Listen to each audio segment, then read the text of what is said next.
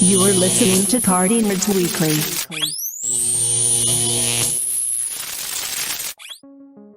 What's going on, world? This is James Grandmaster Facts Boys, and you are here for another Party Nerds exclusive. So, from what we know right now, The Penguin is going to be a 8-episode series that's going to be joining us on HBO Max this coming September 19th, 2024.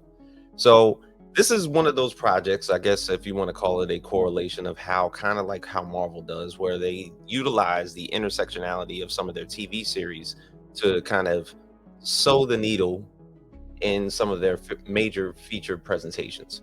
So after the Batman, with Robert Pattinson and of course Matt Reeves directing, Matt Reeves talked about a expanded universe outside of Gotham, with such projects as this particular one with the Penguin, and he even wanted to do one with Gotham PD. Gotham PD didn't turn out to be a project that anybody wanted to grasp upon, but better yet, the Penguin just seemed to be like a notable one that was definitely worth greenlighting.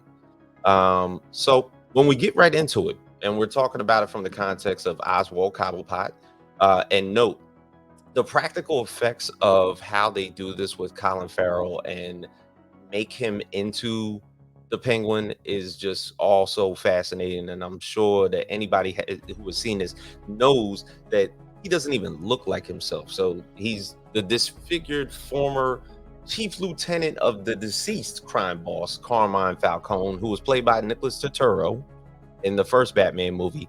And after his impending death at the end of the Batman, who was on the rise of becoming a criminal kingpin in his own right.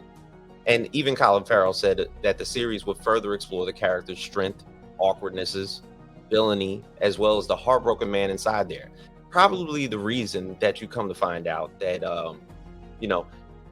Oswald Cobblepot's mother, who was mentally disturbed, is going to be played by Deidre O'Connell in this series. So you're going to come to see a fragmented, basically torn man who grows up in the underbelly of Gotham and then rises into power. But somebody, of course, has to cause a little bit of tension amongst the ranks as he tries to upend himself into this role of being the new kingpin of Gotham. And that person just so happens to be Sophia Falcone, Carmine's daughter. Now, for those that don't know, Carmine's daughter, Sophia Falcone, was first introduced in the very illustrious The Long Halloween that was done by Jeff Loeb. And of course, the main antagonist in that series was Alberto Falcone, who turned out to be the holiday killer, a mass murderer who had been indiscriminately killing Gotham citizens in correlation with holidays in the yearly calendar. But better yet, Sophia in her own right is pretty psychotic. She's going when you see her in this series, she's already in a mental institution. She's already in Arkham Asylum.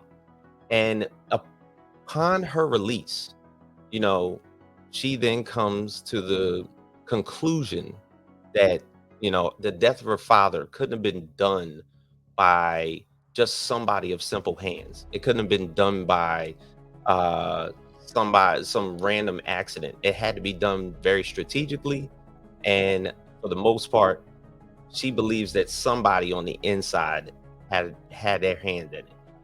So when you're looking at it from that context, you have to understand that, there is this particular comic. It's called Batman's Dark Victory, where she became the Hangman Killer, and she did that to avenge her father's death. So all in all, where you see a lot of comic book movies intertwine certain storylines in order for them to, I guess, puzzle piece a certain storyline together when it's done in a feature presentation.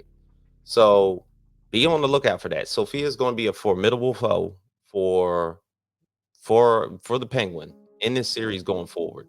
So let us know what you think. Is anybody out there looking forward to seeing the Penguin in this series? And if this is going to be a correlation of how this is going to intersect Batman 1 into Batman 2, let me know your comments Feel free to like, comment, and subscribe to us at the Party Nerds Podcast.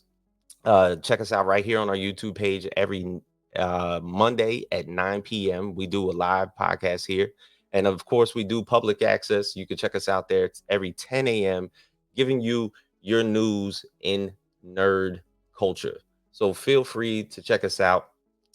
I'm Grandmaster Facts. Party Nerds, go.